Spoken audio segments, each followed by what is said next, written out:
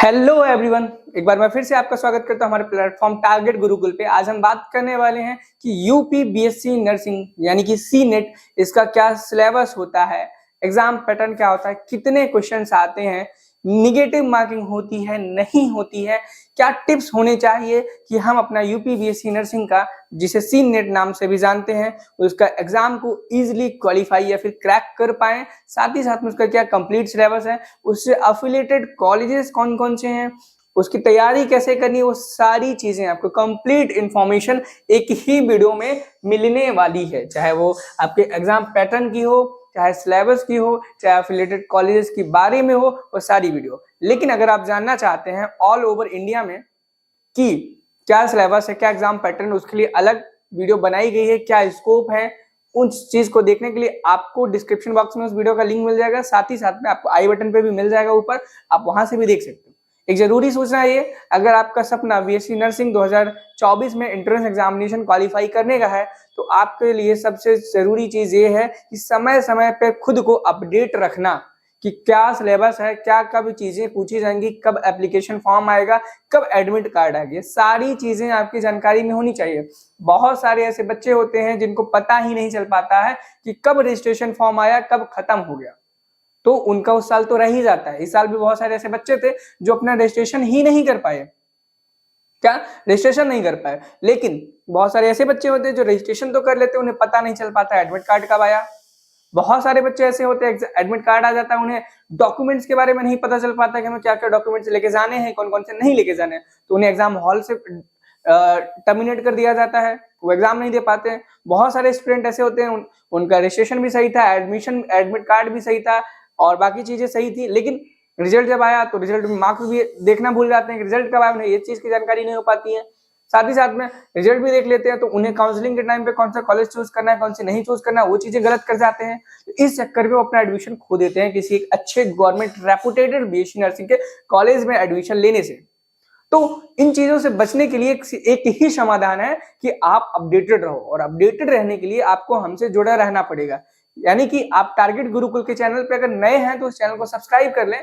साथ ही साथ में और अगर मजबूती के साथ आप हमसे जुड़ना चाहते हैं तो डिस्क्रिप्शन बॉक्स में आपको व्हाट्सएप ग्रुप का लिंक मिल जाएगा, जहां पे आप टाइमली अपडेट हो पाएंगे, या फिर आपके मन में कोई दिक्कत परेशानी प्रश्न है आप उसे भी पूछ पाओगे। तो डिस्क्रिप्शन बॉक्स में आपको दो लिंक मिलेंगे, एक टेलीग्राम का मिलेगा, आपको एक व्हाट्सएप ग्रुप का लिंक मिलेगा, आप उससे जुड़ सकते हैं हमसे।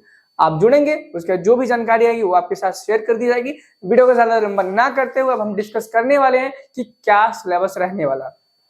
सिलेबस से पहले सबसे पहले हम डिस्कस कर लेते हैं कौन कौन से कॉलेजेस हैं जो कि आपके बीएससी नर्सिंग एंट्रेंस एग्जाम में आते हैं, जो कि अटल बिहारी वाजपेयी मेडिकल यूनिवर्सिटी कराता है। आपको ये पता होगा जो सीपी नेट का एग्जाम है, अटल बिहारी वाजपेयी मेडिकल यूनिवर्सिटी नाम का यूनिवर्सिटी है लखनऊ में, वो कराती है आपका बीएससी नर्सिंग का एग्जाम।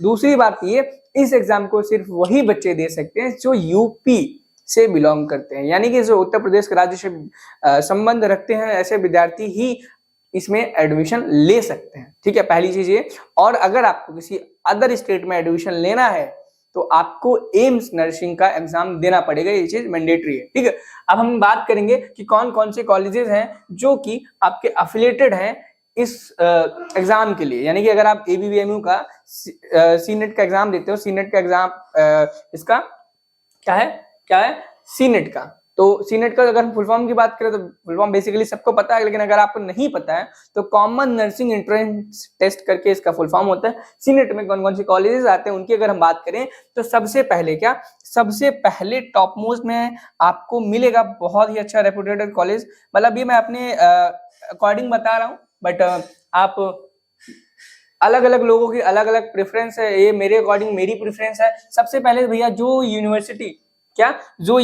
एग्जाम करा रही है वो तो सबसे ही ग्रेट होगी, क्योंकि भाई एग्जाम करा पा रही, कंडक्ट करा पा रही, इतनी सारी चीजों को हैंडल कर पा रही है, वो तो होगी। सबसे पहले अगर टॉप लिस्ट पे हम बात करें तो अटल बिहारी वाजपेयी मेडिकल यूनिवर्सिटी जो है वो टॉप मोस्ट पे रहेगी। अगर इससे एफिलिएटेड की बात करें, सेकंड नंबर पे आपको Sanjay Gandhi post graduate medical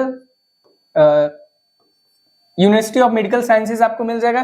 तीसरे नंबर पे अगर हम बात करें, राम मनोहर लोहिया मेडिकल साइंसेज नाम से कॉलेज है, यूनिवर्सिटी है वो आपको मिल जाएगी। लास्ट में अगर हम बात करें कि UPUMS यानी कि Uttar Pradesh university of medical sciences, क्या उत्तर Pradesh university of medical sciences, ये आपको कॉलेजेस हैं जो कि आपके ABBMU से अफिलिएटेड है। यानी कि अगर आप BSc नर्सिंग का CNET वाला एग्जाम देते हो, कौन सा वाला, CNEट वाला देते हैं एग्जाम, तो आपको यही कॉलेजेस में एडमिशन लेने को मिलेगा। और भी ऐसे यूनिवर्सिटीज हैं, ऐसे कॉलेज हैं जो कि डीम्ड हैं, प्राइवेट हैं, क्या डीम्ड या फिर प्राइवेट है, जो इससे संबंध रखती हैं, लेकिन ये टॉप मोस्ट की बात की गई, उत्तर प्रदेश में टॉप मोस्ट हैं जिनमें बहुत अच्छी पढ़ाई होती है और इनकी फीस आपको बहुत ही कम मिलेगी। अदर कॉलेज के अगर हम बात करें, इनमें फीस का स्ट्रक्चर, पढ़ाई की जो क्वालिटी है वो आपको बहुत अच्छी मिलेगी। जैसे कि अटल बिहारी, देखो इन सब का फुल फॉर्म आप जान लो, अटल बिहारी वाजपेयी मेडिकल यूनिवर्सिटी है, Sanjay Gandhi post graduate institute of medical sciences जो कि लखनऊ में है, Ram Manohar Lohia university of medical university, ये भी लखनऊ में है, UPUMS यानी कि Uttar Pradesh university of medical sciences, ये सैफई में है आपका। कहाँ पे, सैफई यानी कि इटावा जिले में, क्या इटावा जिले में है, इटावा, ठीक है, इटावा जिले में है। इन सभी में अगर आपको दाखिला लेना, CNET का एग्जाम देना पड़ेगा। अब बात करते हैं, इनमें एग्जाम देना है आपको तो इनके बारे में आपको पता होना चाहिए कि क्या सिलेबस है, कितने क्वेश्चन आते हैं, नेगेटिव मार्किंग होती है या फिर नहीं होती है, इन चीजों के बारे में। तो चलिए नेक्स्ट स्लाइड पे, हम नेक्स्ट स्लाइड में जानेंगे कि क्या है इसका सिलेबस, क्या है सिलेबस, SYLLABUS, ये वाला सिलेबस नहीं, हम जानेंगे सब्जेक्ट कौन कौन से आपके पूछे जाते हैं। हर स्टेट एग्जाम में अलग अलग सब्जेक्ट्स होते हैं, लेकिन अगर आपको यहाँ CNET की सिलेबस की हम बात करें, CNET की, तो आपको देखने को मिलेगा फिजिक्स, क्या फिजिक्स देखने को मिलेगा एग्जाम में 20%, कितना 20%। केमिस्ट्री की बात करें, केमिस्ट्री भी आपको 20% देखने को मिलेगा, क्या 20% देखने को मिलेगा। बायोलॉजी इसमें भी आपको 20% देखने को मिलेगा। साथ ही साथ में क्या, साथ में GK एंड इंग्लिश भी आपको देखने को मिलेगा, कितना 20%, कितना 20% आपको GK एंड इंग्लिश देखने को मिलेगा। अगर 20% एंड लास्ट एक ऐसा टॉपिक जो कि बहुत सारे स्टूडेंट्स ने नहीं पढ़ा होगा, जिसे हम बोलते हैं नर्सिंग एप्टीट्यूड, ये आपका आएगा 20%, कितना 20%। 20% की हिस्सेदारी के साथ आपको 5 सब्जेक्ट पढ़ने पड़ेंगे ताकि आपका BSc नर्सिंग यानी CNET का एग्जाम क्वालिफाई हो जाए, क्या हो जाए, इस अकॉर्डिंग आप पढ़ेंगे। अगर हम बात करें कि फिजिक्स क्लास 11th की आएगी, 12th की आएगी, केमिस्ट्री 11th 12th की, बायो GK, अगर हम देखो GK एंड इंग्लिश की बात करें उसमें 11th 12th कुछ है नहीं, बेसिकली आपको पैसिव वॉइस, डायरेक्ट इनडायरेक्ट, ये सारी चीजें, वर्ड अपोजिट, सिनोनिम्स, एंटोनिम्स, यही चीजें आपसे पूछे जाएंगी। और GK की अगर हम बात करें, GK में आपको करंट अफेयर्स यानी कि GK में जनरल चीजें पूछी जाएंगी आपको, जो कि आपको हमारे चैनल पे प्रॉपर पूरी सारी चीजें पढ़ाई जाएंगी, क्या चीजें कैसे GK की एग्जाम में आती हैं। यहीं पे अगर हम बात करें कि फिजिक्स क्लास 11th की पढ़नी है 12th में, देखो बेसिकली अगर यूनिवर्सिटी जो अपना ब्राउचर रिलीज करता है, क्या यूनिवर्सिटी जो अपना ब्राउचर रिलीज करता है वो बोलता है, क्या वो बोलता है कि it is based on intermediate syllabus, यानी कि क्लास 12th के आपके सिलेबस पर आधारित है। लेकिन जब आप एग्जाम देने जाएंगे आपको वहां पर कुछ क्वेश्चन ऐसे भी देखने को मिल जाएंगे जो कि क्लास 11 से हैं, तो बच्चा बहुत कंफ्यूजन में रहता है, हम क्या करें, उनके स्टेटमेंट को माने या फिर आपकी बात को माने, हम 11th क्लास का पढ़ें या ना पढ़ें। देखो मेरी बात मानो, आप मेडिकल का एग्जाम देने जाने वाले हैं तो बायोलॉजी में आप फिजियोलॉजी, ह्यूमन फिजियोलॉजी जरूर पढ़ के जाएं। क्लास 12th आपको पूरा पढ़ना है, चैप्टर 1 से लेके चैप्टर लास्ट तक, चाहे वो फिजिक्स, केमिस्ट्री, बायोलॉजी, तीनों में से कोई भी विषय हो, आपको पूरा का पूरा पढ़ना है क्लास 12th। 11th की बात करें, 11th क्लास में जैसे कि आप बायो की बात करें, बायो में आप ह्यूमन फिजियोलॉजी, डाइजेशन से लेकर के आपका neural coordination and integration, chemical coordination and integration, वहां तक पूरा पढ़ के जाओ ह्यूमन फिजियोलॉजी। और यहीं पे अगर हम केमिस्ट्री की बात करें तो केमिस्ट्री में आप केमिकल बॉन्डिंग, पीरियोडिक टेबल, साथ ही साथ में स्टेट्स ऑफ मैटर, ये जो अच्छे चैप्टर्स हैं, इनसे क्वेश्चन पूछे जाते हैं, उन्हें आप पढ़ के जाओ। आप रिडॉक्स भी पढ़ के जा सकते हो, बहुत अच्छा चैप्टर है। एंड अगर हम फिजिक्स की बात करें तो फिजिक्स में आप काइनेटिक्स पढ़ सकते हो, थर्मोडायनेमिक्स पढ़ सकते हो। ये इंपॉर्टेंट चैप्टर्स होते हैं और बाकी चीजों को आप नेग्लेक्ट कर सकते हो। मेरे अकॉर्डिंग ये इंपॉर्टेंट चैप्टर्स थे, अगर एग्जाम में क्वेश्चन आते हैं तो इन्हीं से पूछे जाएंगे क्योंकि इंपॉर्टेंट हॉट टॉपिक्स हैं। ये रहा आपके सिलेबस के बारे में। अब हम जानेंगे एग्जाम पैटर्न के बारे में। एग्जाम पैटर्न में हम बात करते हैं क्या, एग्जाम पैटर्न में हम बात करेंगे कि क्या, एग्जाम पैटर्न में बात करेंगे कि कितने क्वेश्चन आते हैं, क्या कितने क्वेश्चन आते हैं एग्जाम पैटर्न में, कितने क्वेश्चन आते हैं, ठीक है, कितने क्वेश्चन। अगर हम क्वेश्चन की बात करें तो आपके टोटल 200 क्वेश्चन आते हैं। कितने, 200 क्वेश्चन आते हैं, क्या 200 क्वेश्चन आते हैं क्वेश्चन, ठीक। अब देखो एक क्वेश्चन कितने नंबर का होता है, एक क्वेश्चन आपका 1 मार्क्स का होता है। कितना, 1 मार्क्स का, यानी कि टोटल आपका 200 नंबर का ही पेपर होगा। कितने नंबर का पेपर होगा आपका, 200 नंबर का पेपर होने वाला है, ठीक है। और अगर हम बात करें यहीं पर निगेटिव मार्किंग होगी या फिर नहीं होगी, तो याद रखना इस एग्जाम में no negative marking, no negative marking, यानी कि आप क्वेश्चन गलत करते हो तो उस पर आपकी निगेटिव मार्किंग नहीं रखी जाएगी। इसका सबसे बड़ा प्रॉफिट ये होता है कि जो बच्चे इंटेलिजेंट हैं उनको प्रॉफिट हो जाता है जिन्होंने पढ़ाई की है, लेकिन जिन बच्चों ने नहीं की उन्हें कभी कभार नंबर मिल जाते हैं, उनको क्वालिफाई कर जाते हैं, लेकिन पास वही होते हैं जो अपनी प्रिपरेशन करते हैं, अपनी तैयारी मजबूत रखते हैं। और नुकसान इससे कुछ है नहीं, नुकसान ज्यादा कुछ इससे है नहीं, और प्रॉफिट ही प्रॉफिट है नो नेगेटिव मार्किंग होने से। जो लोग तुक्का लगाने आते हैं उनको नुकसान है, भाई तुक्का लगा के सोचते हैं तुक्का लगा के हम पास हो जाएंगे, लेकिन ये नहीं होता है, ठीक है, नहीं होता है, ठीक।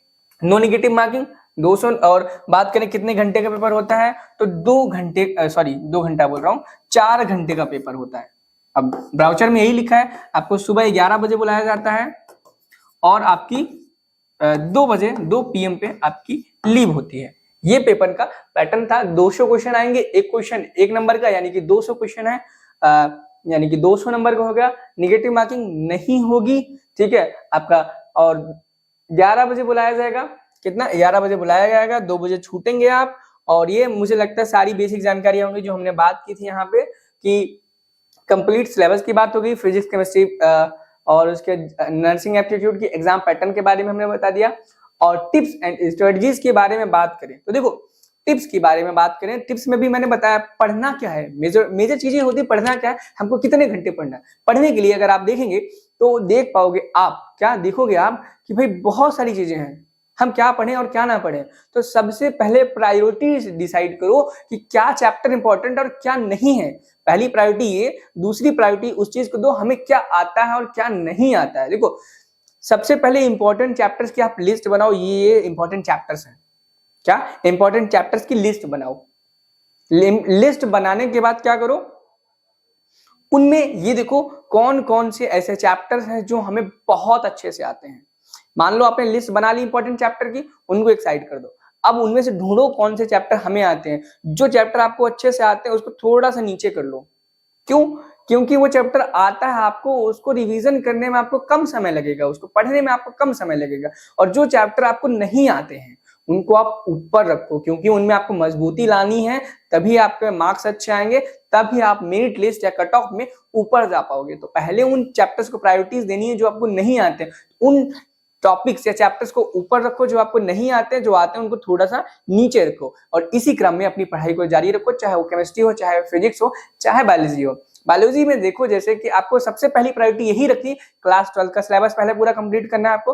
और क्लास 12 में अगर देखो बायो की बात करें, सबसे पहले आप रिप्रोडक्शन वाली यूनिट को कंप्लीट करो, इकोलॉजी की यूनिट कंप्लीट करो, बायोटेक्नोलॉजी करो। Genetics most of the students को हार्ड पड़ती है और ये भूल जाते हैं लोग। जो भूलने वाले चैप्टर है उनको लास्ट में करो, क्योंकि भूलोगे नहीं आप, क्योंकि एग्जाम के टाइम के आसपास आपने पढ़ा होगा तो आप उसे भूलोगे नहीं। दूसरी चीज ये होगी, इसी प्रकार से केमिस्ट्री में भी आप करो। सबसे पहले क्लास 12 पूरी कंप्लीट करनी है, ठीक है। उसमें भी आपको देखना है कि आपको ऑर्गेनिक ज्यादा अच्छे से आती है, फिजिकल अच्छे से आती है, इनऑर्गेनिक अच्छे से आती है, उसके अकॉर्डिंग आपको वर्क करना है। सेम आपको फिजिक्स में करना है। इलेक्ट्रो आपको अच्छे से आती है, ये करंट इलेक्ट्रिसिटी आती है, मैग्नेटिज्म अच्छा आता है, एसी अच्छा आता है, सेमीकंडक्टर अच्छा आता है, उसके अकॉर्डिंग वर्क करो। ये थे आपके लिए टिप्स और स्ट्रेटजीज। और इसी प्रकार के अमेजिंग वीडियोस देखने के लिए और जानने के लिए आप चैनल को सब्सक्राइब कर सकते हैं, हमारे ग्रुप को ज्वाइन कर सकते हैं। डिस्क्रिप्शन बॉक्स में लिंक है, व्हाट्सएप टेलीग्राम ग्रुप दोनों के लिंक पड़े हुए हैं। और साथ ही साथ में एक इन्फॉर्मेशन ये, अगर इसी प्रकार की कोई और आपको जानकारी चाहिए हो तो आप कमेंट सेक्शन में बता सकते हैं, सर इस टॉपिक पे भी वीडियो बनाया जाए, और डिटेल इन्फॉर्मेशन के थ्रू आपको वीडियो प्राप्त करा दिया जाएगा। तब तक के लिए पढ़ाई करते रहें। All the very best, bye bye.